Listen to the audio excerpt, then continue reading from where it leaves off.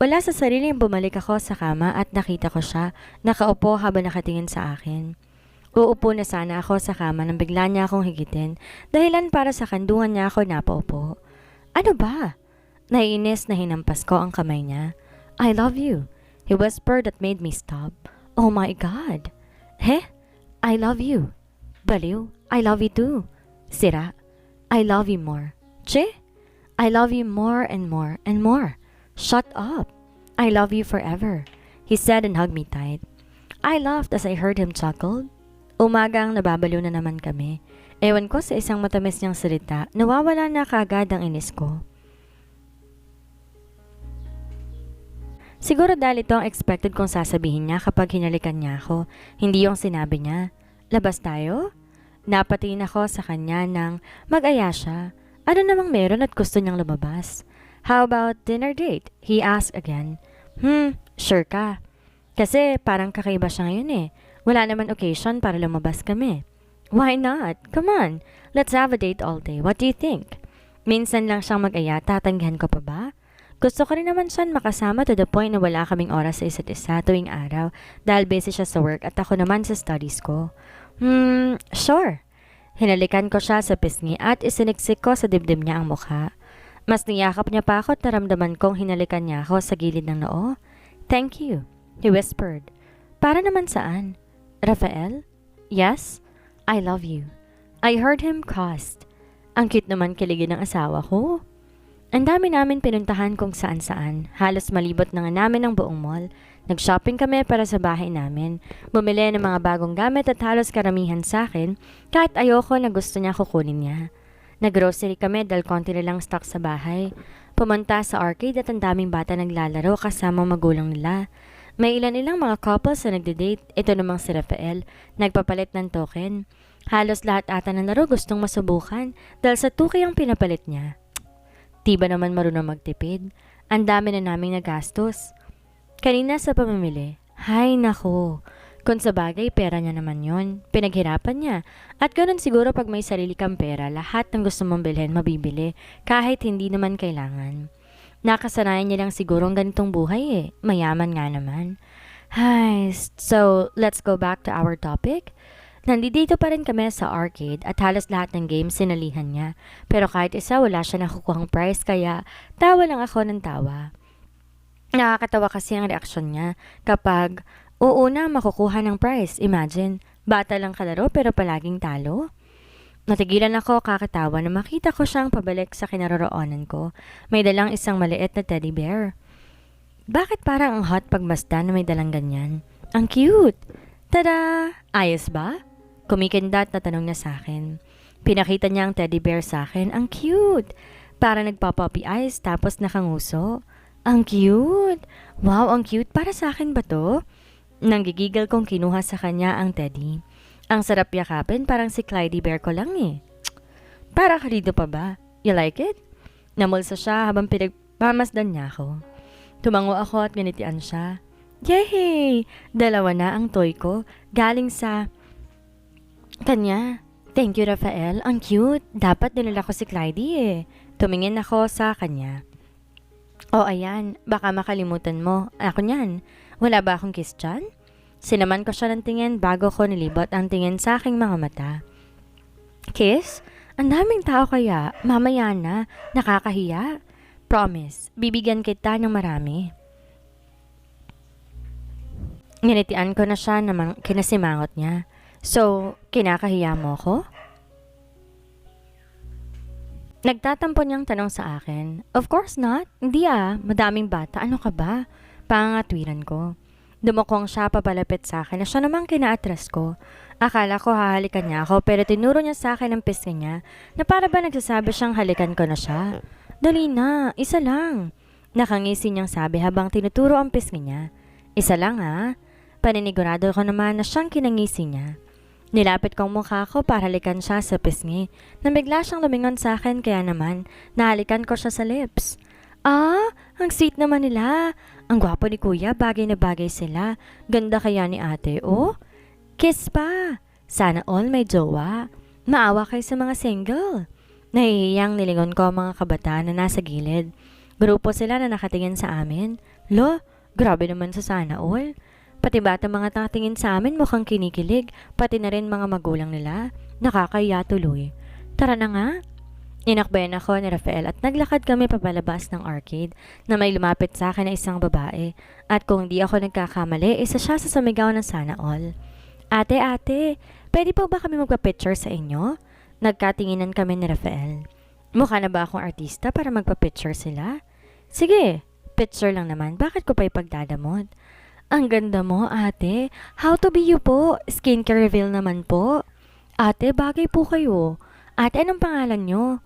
Sunod-sunod na tanong sa akin ang lumapit sa mga kasamahan niya. Ang cute nila. Tumabi sila sa amin ni Rafael. Di naman nakaangal si Rafael, may isang lalaking padaan at napakasiwan ng mga magkaibigan. Nakunan kami ng litrato. 1, 2, 3, smile! Sabi nito. Salamat ate, salamat kuya. Sabay-sabay nilang sabi pagkatapos ay nagpasalamat sa lalaking kumuha ng larawan sa amin at nginitian kami. Bagay kayo. Nang may bababiyaan kayo ng tahimik at mas mapuno pa ng pagmamahal ang inyong pagsasama, hangad ko ang inyong kaligayahan magpakailanman. Ngumiti to bago umalis. Ang lalim nun Siguro pari yun. Hindi halata na fancy ng GMA. Mahinang siniko ko si Rafael sa sinabi niya. Baliw. GMA? Gloria Macapagal Arroyo. Gabi na makaalis kami ng mall at ang sabi ni Rafael may pupuntahan pa raw kami at ang mga pinili namin kinuha ng driver at tinala sa bahay namin. Ang maid na raw ang bahala mag-aayos ng mga pinapili namin para sa kusina. Pero mga gamit na bilhin niya sa akin hindi niya pa pinadala. Nasaan na ba tayo, Rafael? Tanong ko habang nakasilip sa bintana. Sabi niya di pa kami uuwi may pupuntahan pa raw kami. Malapit na tayo, nagugutom ka na ba? Bumaling ako sa kanya na nagmamaneho. Umiling ako nang sinulyapan niya ako. Hindi naman, pero parang ang layo naman ito sa atin I pouted. Ano naman, natatakot ka ba? Don't be. Nandito ako at hindi kita pababayaan. I promise, mag-e-enjoy ka? Inawakan niya ang kamay ko at hinalikan. Kanina pa kaya ako nag-e-enjoy. Ang dami na namin napuntahan together ngayong araw. As in, buong araw kami magkasama na palakad-lakad. Ang saya ko kaya ngayon. As in, sobrang saya. Hindi ko alam kung ba't ganito ako kasaya basta't ang alam ko lang. Masayang-masaya ako na kasama ko siya. Na-enjoy ko bawat minuto na kasama ko siya. Ang saya ng puso ko. Ang tahimik ng utak ko. Buong sistema ko ay masaya. We're here, my love. Napegtad ako nang marinig ko ang boses niya. Nakababa na siya at nakabukas sa passenger side. Hey, problem? Sinilip niya ako sa loob. Umiling ako at nginitian siya bago kinuha ang shoulder bag ko. Sinuri ko ang buong paligid.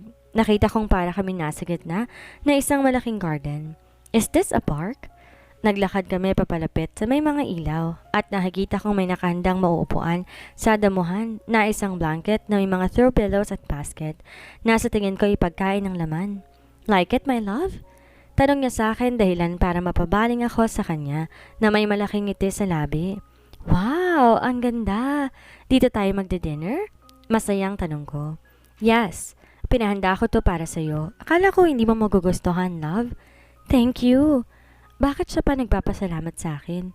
Bakit ka nagda-thank you? Di ba dapat ako?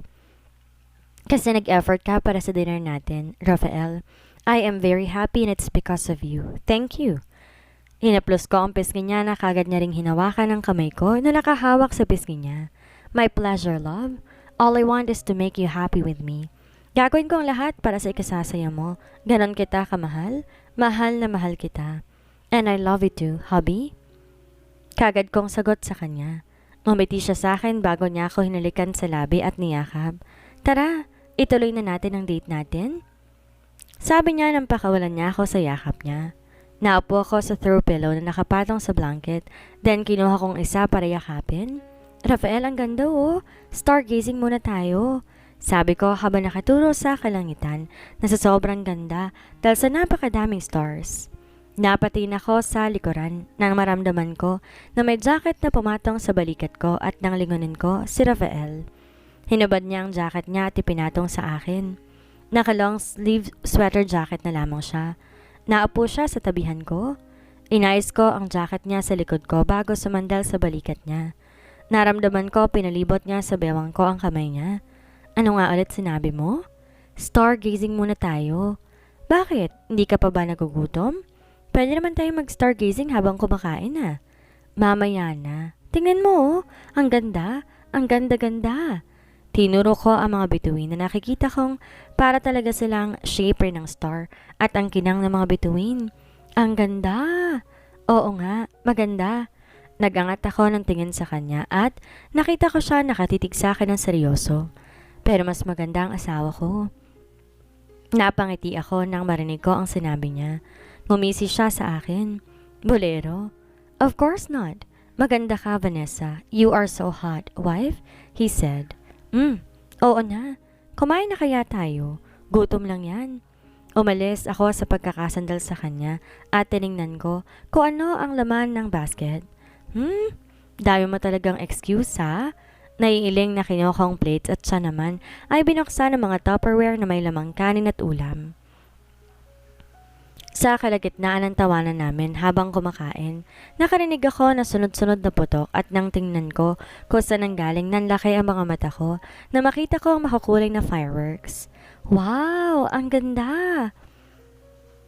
Hindi ko maiwasan mapamangha. Grabe! Mas nanlaki ang mata ko na makita ko ang nabuong salita sa fireworks na siyang di ko mapigilang maluha sa sobrang saya ko. I love you, my love. Salitang nabuo sa fireworks. Oo, kanina pa ako masaya. Sobrang saya ko. Pero hindi ko alam na may mas isasaya pa pala ako. Umiiyak ako dahil sa sobrang sayang nararamdaman ko. Hey, why are you crying? Alam mo, kung alam kong iiyak ka kapag nakakita ka ng fireworks, edi sana hindi ko na ginawa. Hush, love. Don't cry. Pagpapatahan niya sa akin at niyakap ako. Niyakap ko siya na mahigpit at umiyak sa kanyang balikat. Feel ko na lang umiyak sa sobrang saya. I will never let this man away from me.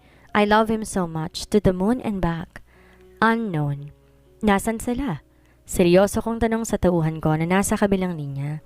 Nasa isang park sila, boss. Sa tingin ko, masayang-masaya sila tulang makakapaghiwalay sa kanila. Ano, boss? Tuloy pa ba ang plano? Pinato ko ang basong hawak ko dahil sa sinabi ng tauhan ko. Hayop sila. Wala ba talagang makapaghihiwalay sa kanila? Talaga lang ha? Hanggat buhay ako, hindi sila po pwedeng mamuhay na masaya. Hindi magtatagal maghihiwalay rin sila kapag sinimulan ko ang plano ko. Tingnan lang natin kung saan naabot ang sayang nararamdaman ninyo ngayon. Makikita ninyo ang pait at sakit na nararamdaman ko ng mga nakalipas na taon. Hindi ako papayag na maging masaya kayo habang ako'y miserable. Magsasama tayo miserable sa hukay. Hanggat may oras pa, sulitin na nila. Ito ang katapusan ng kasiyahan nila, tandaan mo yan. Matalim na sambit ko sa tauhan ko na inutusan kong manmanan bawat galaw ni Ram at ng asawa niya. Mahal kita, Ram. Ngunit alam kong hindi ka mapupunta sa akin hanggat nandyan ang babaeng yan. Kung hindi ka mapupunta sa akin, mas mabuti pa mamatay ka na lang. Ganon kita kamahal. Buhay ang kapalit. Hindi kaya magiging masaya hanggat may isang Brianka. I smiled. Vanessa's POV. Napadaing ako habang nagiinat ng katawan. Napatingin ako sa tabihan ko at kumunot ang noo ko nang wala ako nakitang Rafael sa tabi ko. Napapikit ako at pakiramdam ko na susuka ako. Wala pa naman ako nakakain ngayon. Bakit nasusuka na ako kaagad? Nasa na siya? Maaga pa naman na. Siguro nasa baba. Huminga ako na malalim. Tinatamad akong bumangon. Siguro dahil sa maghapon akong gumawa ng gawaing bahay since Saturday kahapon. Nagmamadaling sinuot ko ang night robe ko. Pinatungan ko lang ang suot kong t-shirt ni Rafael. Bago bumaba, mahirap na. Naglakad ako papunta sa pinto, pero kagad din ako napatigil at napahawak sa drawer nang biglang kumirot ang ulo ko at pakiramdam ko ang paligid ko ay umiikot. Napahawak ako sa ulo ko at marin kong pinikit ang mga mata ko para labanan ang hilong nararamdaman ko. Bakit ganito? Ano meron at nagkakaganto ako? Hindi kaya may sakit ako? Oh God, wag naman sana. Huminga ako na malalim hanggang sa naramdaman ko na wala ng hilo ko. Kagad akong bumaba nang wala akong makitang Rafael sa sala. Nagtungo ako sa kusina pero wala rin ako nakitang Rafael. In short, walang nagalaw kahit isang gamit sa kitchen. Wala pang breakfast. Bakit siya umalis nang di nagluluto? Dati-dati naman ginagawa niya ako ng breakfast every time na mas nauna siyang gumising o di kaya nagpapaalam siya kapag aalis. Sasabihin niya kung papasok na siya ng office. Hihintayin niya ako na gumising para idaan ako sa school bago siya pumasok. Wait, imposible naman na papasok siya sa office Sunday ngayon. Saan ba siya nagpunta? Hindi kaya makikipag-date siya? Bakit parang naiiyak ako? Di naman kasi siya ganito dati eh. Ano kaya meron? Kagad akong bumalik sa kwarto ko para kunin ang phone ko. Kagad din akong bumalik ng sala para tawagan siya. Nakakainis siya. Basta naiinis ako sa kanya. Siguro dahil sa wala akong kakaining breakfast. Tinawagan ko siya pero nakailang beses na akong tumatawag sa kanya. Nagre-ring naman pero di niya sinasagot. Kaya binaba ko na lang at pakabisi siya. Naiinis na bumalik ako sa kwarto at naligo. Siguro masarap mag-breakfast sa labas. Parang sarap mag-Starbucks ngayong umaga. Dali-dali ako nagbihis ng isang pink circle type of skirt with white spaghetti strap crop top na pinaresan ko ng white shoes. Perfect! Naglagay din ako ng simpleng blush on and red lipstick. Syempre meron din akong Chanel brand na sling bag. Kagad naman ako nakarating sa pinakamalapit na Starbucks sa bahay namin. Dahil pagkalabas ko ng bahay, sakto naman dumating na ang driver na tinawagan kong sunduin ako. Hello ma'am, good morning. What's your order? Nakangiting tanong sa akin ng staff sa Starbucks. I smiled back at her as she handed me a menu. One mocha cookie crumble frappuccino? Binalik ko sa kanya ang menu. Noted ma'am, wait for a while, she said before she left. Inabot ko ang buong paningin ko sa loob ng Starbucks. Medyo marami ang tao, karamihan ay couple. Bigla ako nakaramdam ng inggit. Bakit kasi walang Rafael ngayon sa tabi ko? Rafael? Bulong ko na mapatingin ako sa entrance ng Starbucks. Alam ko nakikita na ni Rafael iyon. Lumabas kasama ng isang babae at baby. Wait, si Rafael ba talaga yon? O namamalikmata lamang ako? Susundin ko na sana sila nang dumating ng order ko at sakto naman na baka si Rafael ang tumatawag, but it's Alexa. Hello? Mahinahan kong sabi nang sagutin ko ang tawag. Hello, sure ka na yan? Hoy bruha ka, nandito ako sa bahay ninyo ha. Sabi mo pumunta ako pero wala ka naman. Walang tao rito. Nasaan ka ba ha? Nanlaki ang mata ko na maalala ko na niyaya ko pala kahapon mag-movie marathon kami sa bahay. Pero wait, hoy babae, sinabi ko bang umaga? Naasar kong tanong sa kanya. Bakit? May sinabi ka bang oras? Hello? Pupunta ako kung kailan ko gusto since wala kang sinabing oras. O, nasan ka na ba? Naasar pa niyang tanong. Nasa Starbucks coffee. Diyan ka lang, parating na ako. Huwag ka nga alis ha. Uuwi na ako. Nagmamadali kong sabi. Sa tingin mo, madali ka na yan. Bruha ka, isang oras mo ako pinaghihintay rito. San ka ba galing? Inirapan ako ni Alexa na makababa ako ng sasakyan. Sorry naman. Natagalan dahil nag-take out ako ng frappuccino. At syempre bumili ng pizza at may dadaanan kami ni Manong. Kaya huwag ka na magtampo. Nakangiti kong sabi, tinaas ang binili ko na akin ang ngisi niya. Dapat sinabi mo kaagad, akin na nga. Inagaw niya sa akin ang bitbit ko at binuksan ko na ang bahay. Nakasunod lamang siya sa akin at naupo kami sa sofa. Sinmalan niya ng buksan ang dala ko. Buti naman naisipan mong bumili. Gutom na ako. She commented. Bumili lang ako dahil hindi pa ako nagbe-breakfast. Nagkamali ka kung inaakala mong para sa'yo yan? Inirapan ko siya. Grabe kang bruha ka. Tinanghali pa hindi ka pa nagbe-breakfast. Teka nga. Iba na yan ha. Ang alam ko, super alaga ka ni Ram. Teka, nasan pala si Ram Monster? Kala ko kasama mo kahit ang tagal-tagal mo eh. Sabi niya habang inabutan ako ng isang slice ng pizza. Ewan, basta, pagising ko, wala na siya. Hindi ko rin alam kung saan siya pumunta eh. I pouted. Nako. Girl, iba na yan ha. Baka naman may babae ni asawa mo. Nakakapagtaka naman pupunta siya na maaga sa office gantong araw. Hello, Sunday ngayon. Wala ba siyang day off? Sarcastic na sabi ni Alexa. Wala. Wala siyang babae at mahal niya ako. Di niya magagawa sa akin yun. I pouted. Paano kung meron niya? Subukan niya lang at makakatikim siya sa akin. Maiinis na kumagat ako ng pizza sa kalagitnaan ng pagkain. Pakiramdam ko may kung ano sa tummy kong ayaw tanggapin ang kinakain ko. Nasusuka ako. Pakiramdam kong sama ng lasa ng pizza. Imposible nagkamali ako ng flavor ng favorite ko. Ang sama talaga. Hindi ko na kayang tumakbo papunta ng kitchen at nagduduwal sa lababo. Naramdaman ko naman hinaplos ni Alexa ang likod ko. Nasusuka ako at wala akong sinusuka kundi puro laway nang maisuka ko ng pizza. Oh my gosh, baby. Ayos ka lang? Ano masakit sa'yo? Teka, may sakit ka ba? Hala, ano ba nangyayari? Namumutla ka, baby. Natatarantang sabi ni Alexa at pinunasan ng pawis ko gamit ang tissue.